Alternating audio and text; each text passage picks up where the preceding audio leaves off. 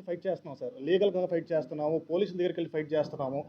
ఎన్ని చేసినా కానీ ఆ వ్యక్తి పబ్లిక్‌కి చాలా మందికి మేము ఎంత ఫైట్ చేసినా, కోర్ట్‌లో ఫైట్ చేసినా, స్టేషన్‌లో ఫైట్ చేసినా సమాజంలో చాలా మందికి తెలీదండి. అందరూ ఏంటంటే మద్రాస్ ఫిల్టర్ కాఫీ అనేది బ్రాండ్ మనం పెట్టేసుకుంటే బాగుంటుంది. మనకు కూడా మంచి బిజినెస్ వస్తుందనే ఆశతో ఆ బ్రాండ్ ఫ్రాంచైజ్ పెట్టుకోవాలని చాలామంది ప్రయత్నం చేస్తున్నారండి. దీనిలో కొంతమంది అమాయకులు తెలియక వాళ్ళ ఇన్‌స్టాగ్రామ్ పేజెస్ కానీ వెబ్‌సైట్‌లోకి వెళ్ళటం వల్ల అక్కడ వాళ్ళకి డబ్బులు కట్టి ఇరుక్కుపోతున్నారండి.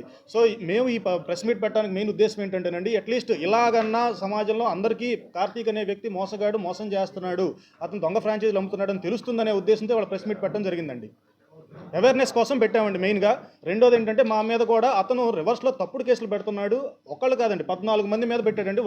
ఒక ఆయనకైతే 70 ఏళ్ల వయసండి. ఆయనకి కనీసం ఇన్‌స్టాగ్రామ్ పేజ్ లేదు.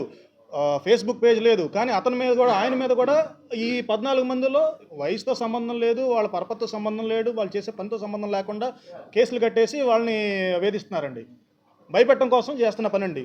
ఎందుకంటే మేము ఫైట్ చేస్తున్నాం కాబట్టి మమ్మల్ని ఎట్లాగైనా సరే మమ్మల్ని భయపెట్టాలనే ఉద్దేశంతో చేసిన కార్యక్రమం అండి. తప్పుడు కేసులు పెట్టి చేస్తున్నారు.